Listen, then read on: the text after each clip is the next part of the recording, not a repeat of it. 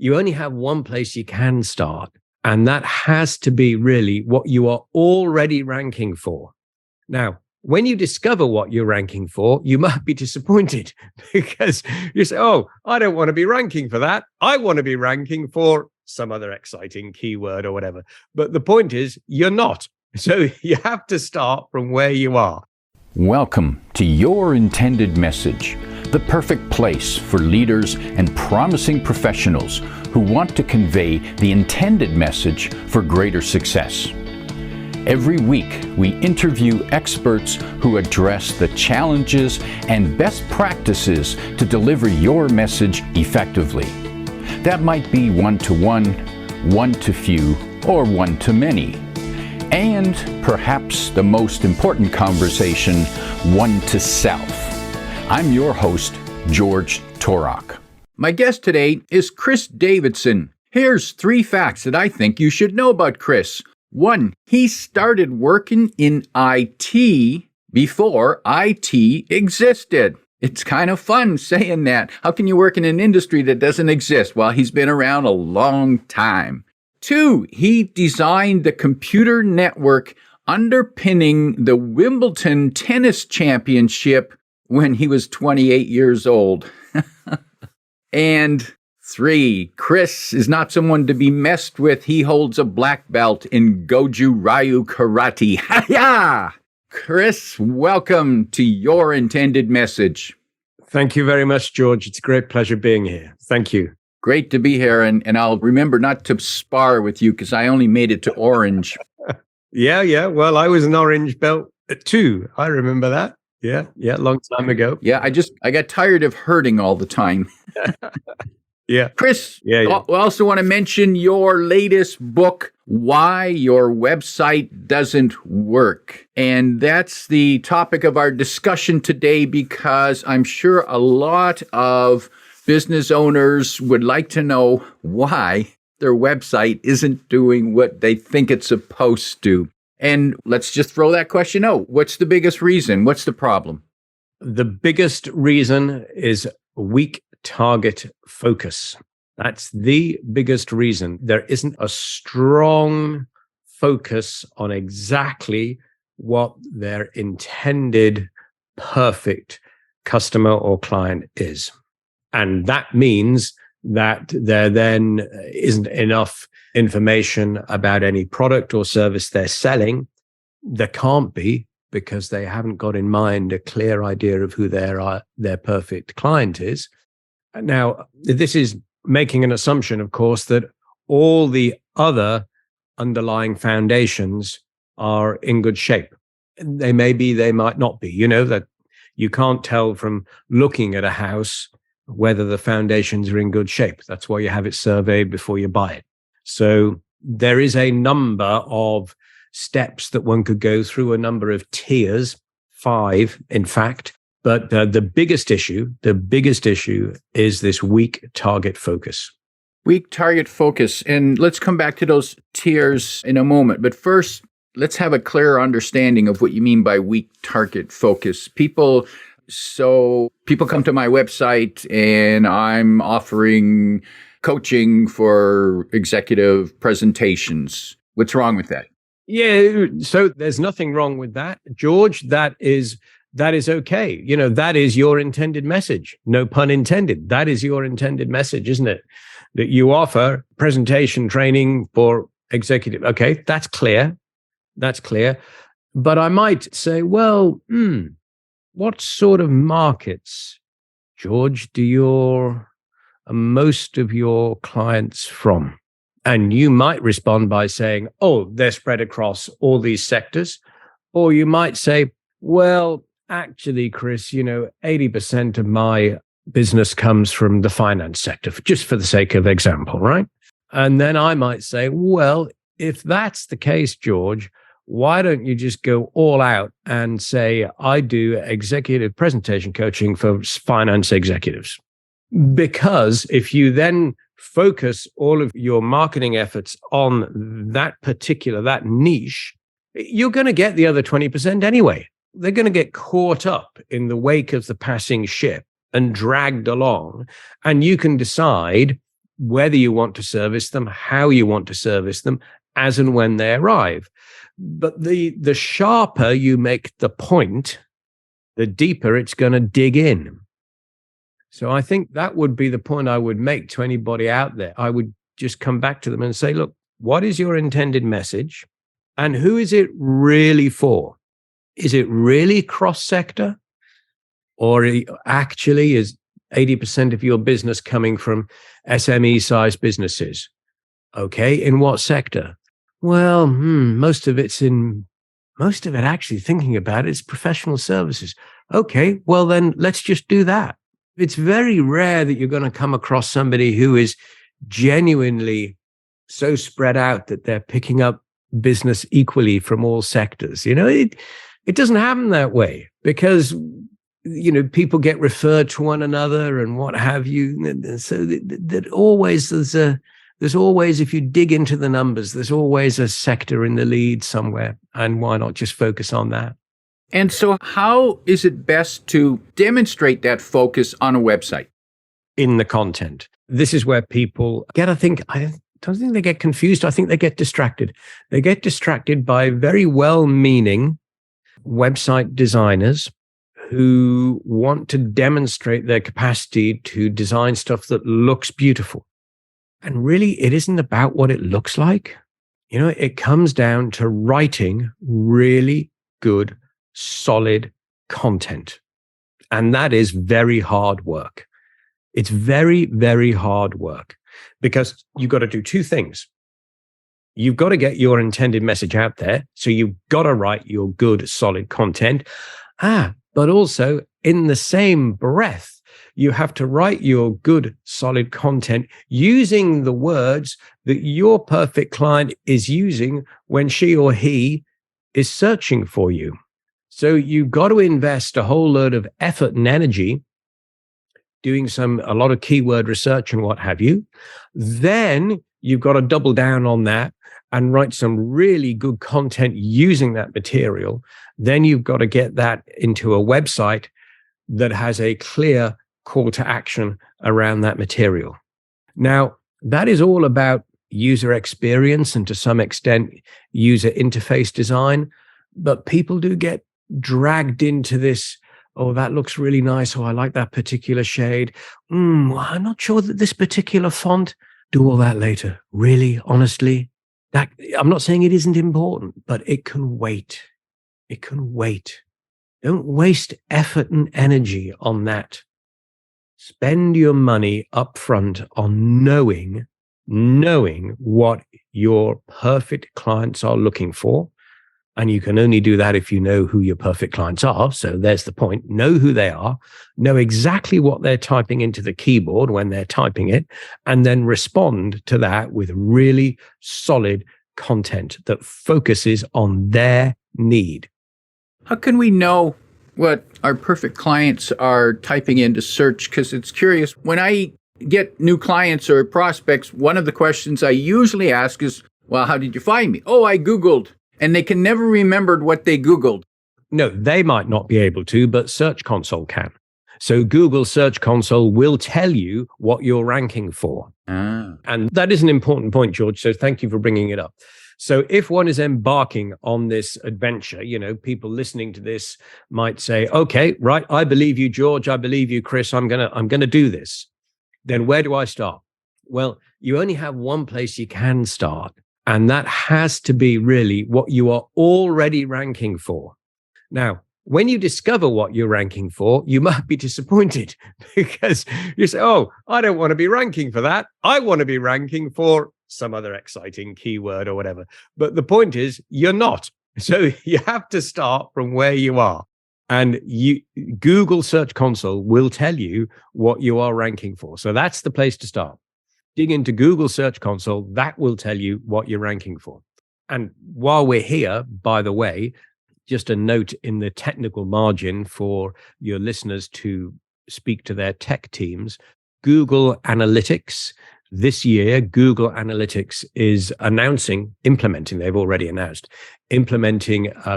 GA4, Google Analytics 4.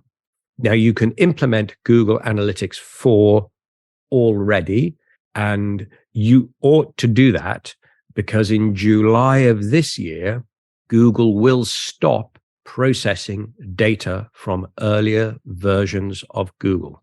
So if you have an earlier Google tag on your website, it will stop working in July this year. So implement GA4. Just do some Googling. How do I implement GA4? There's lots of information out there and lots of people that can help you, but this is not an option. This is something you are going to have to do. And the sooner you do it, the better, because you'll then be in a better position to preserve the data that you already have, blah, blah, blah.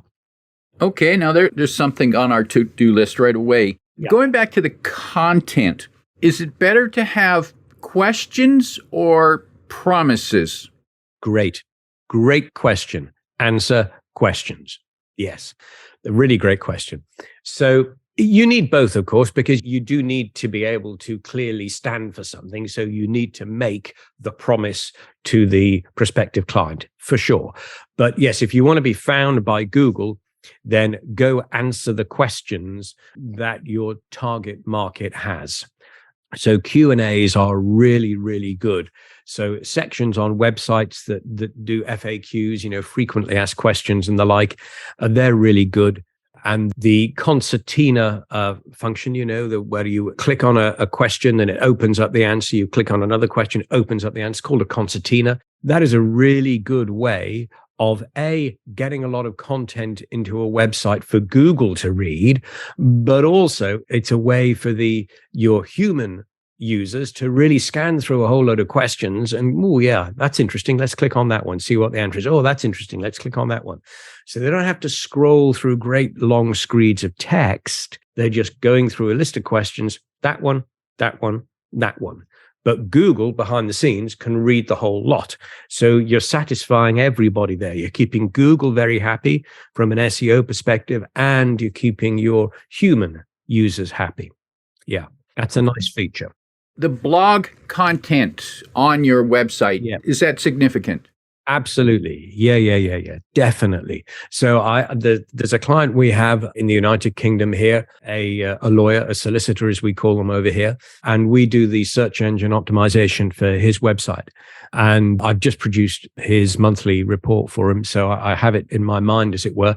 But I can tell you that the highest ranking page, the page that gets the most amount of traffic for his site, is a blog post. And it goes blog post, service page, blog post, home page, service page, blog, service page. So there's a good spread between blog posts and the service pages, the product descriptions, if you like, to what he does for his clients. But blog posts are really important. So you really want to put effort into blog posts. So we're not talking about 500 words here. We're talking about, 1,200 words. We're talking about a lot of writing. We're talking about structuring them in such a way that you clearly use the keyword research in the blog post. We want to have an H1, a heading, a title. An H1 for that blog post should be a keyword. We then want to have all the H2s, the subtopics underneath. They should really, if we can do it, they should be keywords.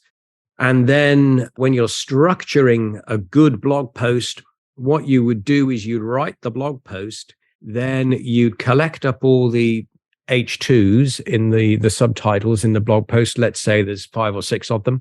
You'd bring them all up to the front and you'd put a little mini table of contents into the blog post with all the H2s into the blog post there. Now, why would you do that? You would do that because it gives you some internal links. So Google gets incredibly excited because it sees a keyword, a big keyword, as an H1, a title of a page. So it whistles straight into that page to see what's going on. And then it sees a whole load of internal links from H2s, which are already significant to Google because you're using the keywords, and they're internally linking to elsewhere on the site, in fact, within the same page. So that all helps. So you need to structure blog posts well, and that's how you do it in a very quick summary. Okay, so I'm just learned that I need to put a whole lot more thought into my blog post writing. Writing blog posts is, it is significant work. Don't dismiss it. And if you're in the services business, which you certainly are, George, as distinct from e-commerce of, coffee cups and t-shirts, you're in the services business, then yes, I would say that a site like yours would be one that would benefit from a lot of investment in structured blogging. And that similar structure goes through to the service pages as well. Yeah. And you also surprised me with something else. You said 500 words, not enough. It's got to be closer to 1,200. Absolutely. Yeah. Blog posts need to deliver solid content that clients are going to look at and go, oh yeah, okay, right. This is exactly what I need to know. This is really what I need to know. And you're not going to really do that in 500 words. So Google wants to see regular content. It wants to see fresh content, but it wants to see content that adds value. So, you see a lot of posts in social media that are kind of replaying information from elsewhere. They're not really saying anything new. And Google's going to give that a bit of a yawn, really. Seen this before. Nothing new going on here. It's getting a bit boring. So yeah, you want to be delivering new, solid information, case studies, for example. There you go. That's a good one. That would be a good one for you, George, for your intended message. Put up some case studies. Write some case studies. It would be a way of you getting testimonials in there from your clients, and then make sure that those case studies are written so that you collect in the keywords are written into the case study. Put all that in a nicely structured way, and put half a dozen case studies onto your website in a separate section called case studies, and then advertise those case studies. You could advertise those case studies through social media, through LinkedIn, or wherever your target market gathers, and that would be good. That would be good. Yeah. Okay. I'm making a list of things to do here on my website. It's all in the book, George. It's all in the book. It's all in the book. Good. Okay. And there's the book I'm going to have to look for. And let's just mention that book again to people. It's Why Your Website Doesn't Work. And it's available on Amazon. It's available both in print and Kindle. Correct. You mentioned earlier about 5 tiers. What's that about? So thank you for coming back to that. So yes, there are 5 tiers of work, if you like, 5 buckets of work that can be done on a website. And I've put all those into these buckets. I've put them into these different tiers, and I've collected that together and called that the website effectiveness framework. So in one tier is what you would call all the technical work would go into one tier, one bucket. And I just label that cogency. So, is your website technically cogent? Does it hang together as a solid technical piece of work? So that's one section, one tier. Another tier might be, for example, systems engagement. So when somebody arrives at your website, George, how many ways on your website are there of you engaging with them? Can they leave their name and email address and get some kind of lead magnet going on? Maybe there's multiple lead magnets. Can they leave their phone number for a callback? Is there online chat? These are all different ways in which you are encouraging visitors to your website to interact with you. So that's systems engagement. Another way that you interact with your market, of course, is community engagement. So, for example, you running this podcast is part of your community engagement, right? So those are 3 tiers: cogency, systems engagement, community engagement. And you can kind of understand that if you work hard and work diligently across all of these 3 tiers, you can understand that progress would be made. The 4th tier, which we've already talked about really, is where it gets tough. And that's where you're talking about product. That's the biggest issue there is having those sharp, neat, tight, solid, detailed product descriptions for what it is that you do, having those on the website. That's the 4th tier. And the 5th tier is reserved for people really who want to change the way a market works. You can have a perfectly successful business just running the first 4 tiers. But if you want to completely change the way in which a market works, in the same way that Amazon changed publishing, in the same way that Airbnb changed short-term rentals, then that's what goes on in the 5th tier. That's you're going to look very clearly and in a very detailed way at how you're going to fundamentally cause a shift in the marketplace. Those are the 5 tiers. Where do people tend to fall down the most? The gap between the 3rd and the 4th. There are 2 points, one of which is you come across websites that have technical things that need fixing. So in the 1st tier, in the cogency tier, but most commonly, particularly in services business, they can't get into what I call market alignment. They don't have all the product information, the detail required to talk at depth with enough content to satisfy their target market. They need to do more writing. That's what it comes down to. But there is a way in which you can measure where you are across all of these 5 tiers, because that's ideally what you would want to do, isn't it? You want to measure your way across all of these 5 tiers. And then if you had a numerical score for all of these 5 tiers, then the lowest number, you go, oh, well, that's where I start. So I've designed a tool to do that. So anybody who has the book gets access to that tool. It'll take you about 10 minutes to fill in all the questionnaires. And then it just pops out a report and gives you a numerical score across all of the tiers. And then you're away. Then you know exactly where you need to start. If you've got a low cogency score, if your website, for example, is not technically all solid, there's not much point in commissioning a copywriter and spending a shed load of money on writing beautiful product copy if your website isn't technically sorted out. So you need to know where to start. Once that's done, let's say we've got the website looking, if not 10s, 8s and 9s. Yeah. Can we just sit back and wait for things to happen? Well, Google likes to see evidence of action.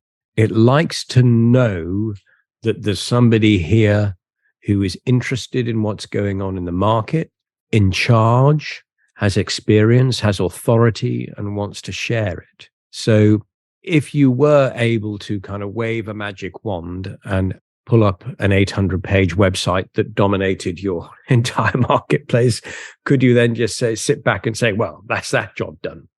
Probably not. Because if you think, just take your website and your target market as an example, as well as I do that what went on in the whole COVID pandemic.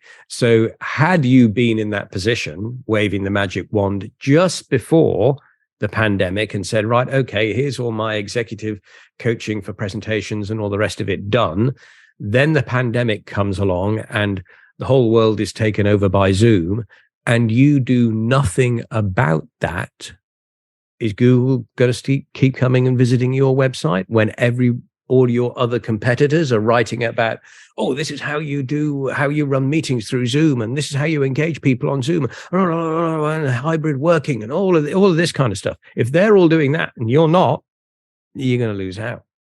So you do have to keep up to speed. Now, I'm going to make one kind of point there. This is on the assumption that the traffic that you want, you are gathering organically. There is, of course, another way to get the traffic, which is just to buy it. So if you're going to go out there and buy the traffic with either Google ads or Facebook ads or whatever, then if you're just buying the traffic, then you don't necessarily have to have a huge amount of content on the site because you're buying the traffic. All you need then, on the assumption that your ads are sufficiently well targeted, that you're picking up reasonably good leads, then what you need is a site that is capable of satisfying them, qualifying them, and converting them. So it doesn't need as much content as a site that is trying to do all of that organically. Yeah, that making sense? Yeah, so I'm hearing there's options there, and I suppose one could do either or both. So if you've got the money to spend on advertising, then the site doesn't need to be as Google friendly. However, if you spend the time and money making the site Google friendly, that might be better in the long term. It'll be better in the long term. It'll be better in the long term, yeah, for sure. And you're right to say that you could do both. And there are many examples of very competitive industries that do both, financial services, law, accounting, for example. Those are, professional services in general. You'll find that they do some advertising, and they also invest in search engine optimization and blogs and what have you. Important point. If you are going to go spending money on advertising, then you're going to have to make that advert very, very, very precise in order to collect exactly the sort of target market you want. Having gone to the bother of creating an advert that works so tightly and so precisely, there is no point at all in dumping that highly targeted market onto your homepage, because your homepage is there to satisfy everybody within your target market. But your advert, even within your target market, is only going to look to satisfy a tiny, tiny niche of that target market. So you need to take those people to somewhere else where they are satisfied. Don't take them to the homepage. Take them to a page that is designed specifically to satisfy that advert. And having got them there, don't give them much of a choice. Having got them there, they either go through the process that you've defined and end up with the action that you want them to take, whether that's handing over their name and email address or actually buying something. That's kind of up to you. But don't allow them to get there and then just all of that effort to be diffused as they wander around your website. Oh, what's George doing down here? That's quite interesting. Blah, blah, blah. And then they just wander off and they disappear. And you've spent goodness knows how many dollars getting them there, and you just allow them to wander around the house and walk out through the back door. Well, that's no good. So if you're paying to get people there, take them to a page or on the site that's talking exactly the same thing that attracted them in the ad. Absolutely. Ideally, take them into a funnel that takes them through a process that they either have to follow or they leave. They come into this funnel and they either do what you want them to do or they leave. Chris, how does the latest AI play into all this? The artificial intelligence? Yeah, it's a great question. And the answer is that it helps. It helps with the copywriting and it helps with the research. It just helps people who are skilled already do better jobs quicker. But it's not a replacement for skill. AI is not going to dream up just headlines that people look at and go, that grabs people, It'll help you write the copy under the headline. It'll help you research the stats to underpin everything. Sure, it'll definitely do that. But coming up with the initial headline, that's going to be down to really good copywriters. And when you come to look at image and AI, the same applies really. So people who do the image design, they're going to use AI to create incredible images and all the rest of it. But they're going to have some innate skill as a graphic designer to be able to use those tools. It's a little bit like if we roll back lots and many years, before we had all the electric power tools that exist in everybody's garage, and we were just down there using hand tools and all these electric power tools came along bit by bit by bit. And do they help you create a better job? Yes, they do. But they're not going to help an unskilled person create a better job. They will help a skilled person produce a better job quicker, but you still need the skill. So they're tools. They're not going to replace anybody. Yeah. Okay, a good analogy. Chris, for people who want to find out more about you and what you do, they can find you at your website, which is in the description below, and that website is chrisdavidson.co.uk. That's Correct. Chris Davidson, and you can find the link below in the description. And the book is Why Your Website Doesn't Work. That's the one. And you can find that link below as well. Chris, as we prepare to wrap up, if you were talking to a business owner who's maybe not even frustrated because they just don't understand their website, if you could give them 1, 2, or 3 pieces of advice of where they should start, and maybe it's something you've said already.